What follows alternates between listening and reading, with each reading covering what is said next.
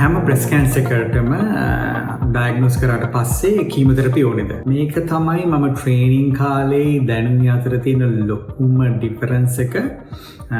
අපි කියමු අවුරුදු 10කට 15කට කලින් ගොඩාක් වෙලාවට අපි කීමෝതെරපි හැම බ්‍රෙස්ට් කැන්සර් එකකම වගේම දෙනවා. පොඩ්ඩක් අපි කියමු නිකන් 3 cm විතර වගේ තියෙන බ්‍රෙස්ට් කැන්සර් එකක් හරි එක ලිම්ෆ් නෝඩ් එකක් හරි වගේ ඉන්වෝල්ව් වෙලා තිබ්බනම් අනිත් ඒවා ඔක්කොම අමතක කරලා ඉවරලා අපි කීමෝതെරපි දෙනවා.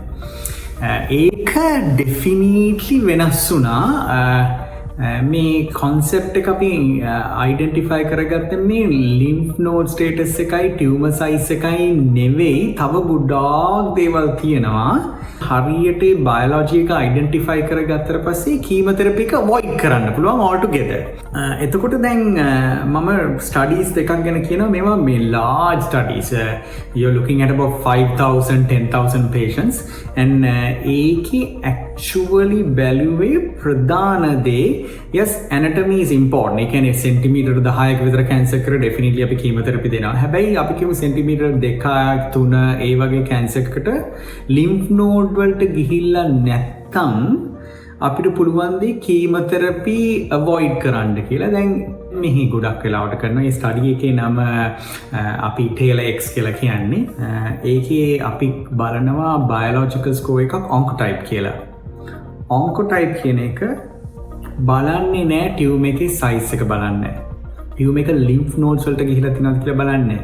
ඒක ෆර්දර් ඇනලිසිස් එකක් කරලා ඒ DNA ටිකම ඇනලයිස් කරලා වෙලා ස්කෝර් එකක් දෙනවා. ඒ ස්කෝර් එක අනුව ඩිසයිඩ් කරන්න පුළුවන් කීමෝതെරපි වලින් බෙනිෆිට් එකක් තියෙනවද නැද්ද කියලා. ලිම්ෆ් නෝඩ් නෙගටිව් බ්‍රෙස්ට් කැන්සර්ස් ගොඩක් ප්‍රමාණයකට ට්‍රැඩිෂනලි මම කීමෝതെරපි දෙනවා. මොකද ලිම්ෆ් නෝඩ් ස්ටේටස් එකයි සයිස් එකයි බලලා.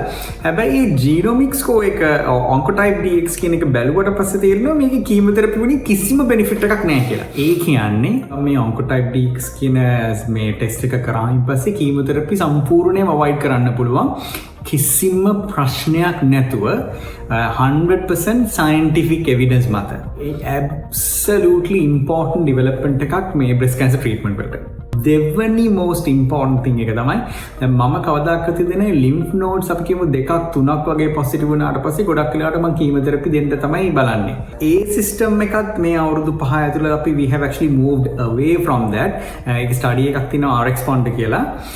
ඒකේ prove කරේ lymph nodes තිබ්බත් ඒ බයොලොජි එකේ DNA signature එකෙන් බල්ලිවල ඒ ස්කෝර් එක බැලුවට පස්සේ අපිට තේරෙනවා මෙයාට කීමෝതെරපි පොඩ්ඩක්වත් වැඩක් නැහැ කියලා.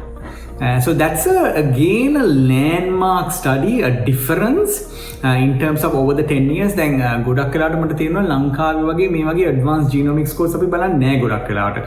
ටියුමර් එකේ size එක බලලා lymph node වලට ගිහිල්ලා තියෙනවා නම් කීමෝതെරපි දෙනවා. ඕස්ට්‍රේලියාවේ ගොඩක් වෙලාවට අපි ඒක කරන්න බලන්නේ නැහැ. patient කෙනෙකුට afford කරන්න පුළුවන් ඒ oncotype DX කියන study එක හරි RxPond ඒ තියෙන genomic assay එක හරි බලලා ඉවර වෙලා අපි decide කරනවා මෙයාට කිසිම benefit එකක් නැහැ කීමෝതെරපි වලින්. hormonal treatment වලින් තමයි biggest benefit තියෙන්නේ කියලා. එතකොට මේක absolute game changer එකක්. එතකොට ඔයා බලන්න ඕනේ ඔයා ශ්‍රී ලංකාවේ patient කෙනෙක් නම් how do you actually sort of benefit from this? මේක obviously it's expensive.